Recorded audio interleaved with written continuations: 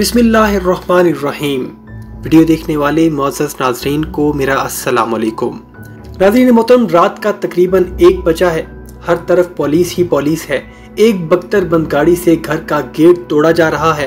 Police के जवान पहले हल्ले पर गेट न टूटने की सूरत में गेट और दीवारें फलांग कर घर के अंदर कूद रहे हैं। चादर और चार दीवारी का तकद्दुस कैमरे की आंख के सामने पामाल किया जा रहा है। ये रेड कच्चे के इलाके में किसी हवेली पर नहीं, पक्के के इलाके पाकिस्तान के दिल लाहौर में एक घर पर ही हो रही है।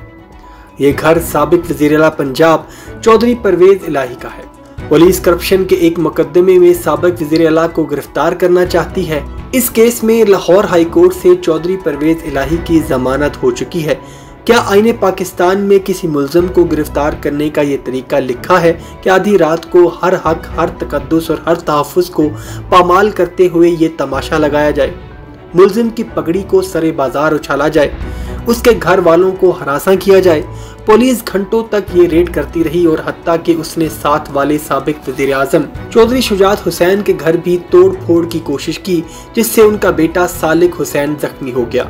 अगर जमानत याफ्ता एक साबिक वज़ीर आला की चादर और चार दीवारी के तकद्दुस का ये हशर हो सकता है, उनके 19 मुलाजमीन को किसी जुर्म के बगैर गिरफ्तार कर लिया जाता है, तो फिर आम आवाम के तहफ़्फ़ुज़ का तो अल्लाह ही हाफिज है।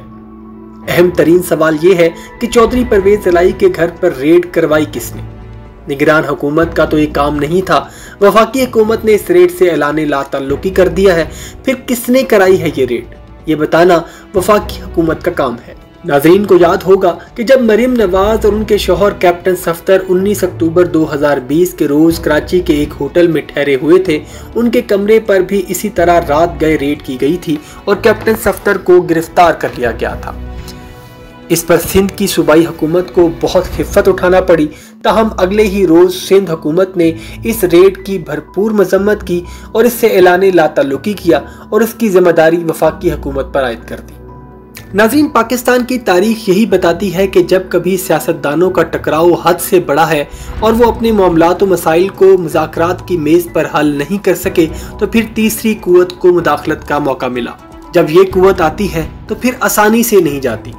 इसलिए सियासतदान पॉइंट ऑफ नो रिटर्न से पहले ही बाहमी मुज़ाकरात की तरफ आ जाएं तो ये उनके लिए और मुल्क के लिए बेहतर होगा। खुदा जाने हमारी सुनी गई मजलूम अवाम की सुनी गई या फिर किसी और की सुनी गई।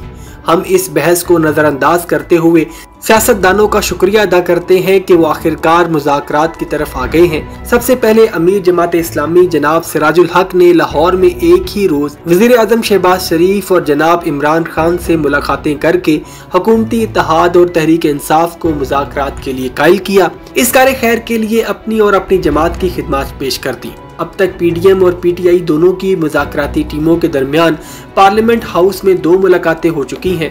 इन मुलाकातों में तरफैन का रवैया मुस्बत और उनका तर्ज गुफ्तगू मुफाहमत पसंद रहा है। इस वक्त तक हुकूमत अक्टूबर 2023 से सितंबर तक आ चुकी है और पीटीआई जुलाई अगस्त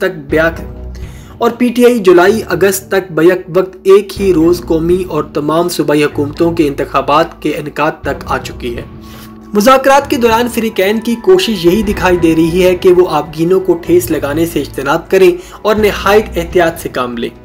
गुज़श्ता हफ्ते चौधरी परवेज इलाही के घर पर रात गए रेड के काबिल मुज़म्मत तमाशे के बारे में तहरीक इंसाफ ने जिस फहमो फरासत और दूर अंदेशी का मुजाहरा किया है, हम उसे सराहते हैं। अंदेशा था कि कहीं पीटीआई अपने सदर के घर पर इस रेड के रद्द-ए-अमल के तौर पर कहीं मुज़ाकरात की बिसात को ही न पलट दे। ताहम तहरीक इंसाफ ने तदब्बुर का सबूत देते हुए ये बयान दिया है कि परवेज इलाही के घर पर ऑपरेशन मुज़ाकरात खत्म करवाने की साजिश हो सकती है। इसलिए तहरीक इंसाफ ने मुज़ाकरात जारी रखने का फैसला किया है। पीटीआई की असल जीत 2-4 हफ्ते पहले इंतखाबात के इनेकाद में नहीं, सारे इंतखाबात की हुकूमत से एक हतमी तारीख लेने में है और मुज़ाकरात के दौरान मौसमी हालात को भी पेश नज़र रखना चाहिए। कहीं ऐसा ना हो कि कोई तारीख तय कर ली जाए और बाद में इन दिनों गुज़श्ता बरस की तरह खुदा न खास्ता हमें सैलाबों का सामना न करना पड़े। और कई आलमी मौसमी अदारों की तरफ से जुलाई अगस्त के दौरान पाकिस्तान में शदीद बारिशों और सैलाबों की पेशन गोई हो चुकी है। इतवार के रोज चौधरी परवेज इलाही ने अपने घर पर रेड के बाद मीडिया के सामने बयान देते हुए शरीफ बरादरान पर शकूक व शुबात का इजहार किया है कि वो मुज़ाकरात भी करते हैं और दबाव भी डालते हैं। इन शक्कुक व शुबहात का अजाला वफाकी हुकूमत की जिम्मेदारी है। मुज़ाकरात के लिए अगले चंद रोज बहुत अहम है। इस दौरान फ़रीक़ैन में मुकम्मल जंगबंदी होनी चाहिए। मुज़ाकरात की कामयाबी का काम इंतहाई नाजुक है, इसलिए दोनों फ़रीक़ैन को निहायत एहतियात से काम लेना चाहिए कि मुज़ाकरात के तीसरे दौर का क्या रिजल्ट निकलता है और पूरी कौम की नजरें इस तरफ लगी हुई हैं। अभी तक के लिए इतना ही। मिलते हैं अगली एक नई अपडेटेड वीडियो में। अपना बहुत सा ख्याल रखिएगा और चैनल को सब्सक्राइब करना मत भूलिएगा। अल्लाह हाफिज।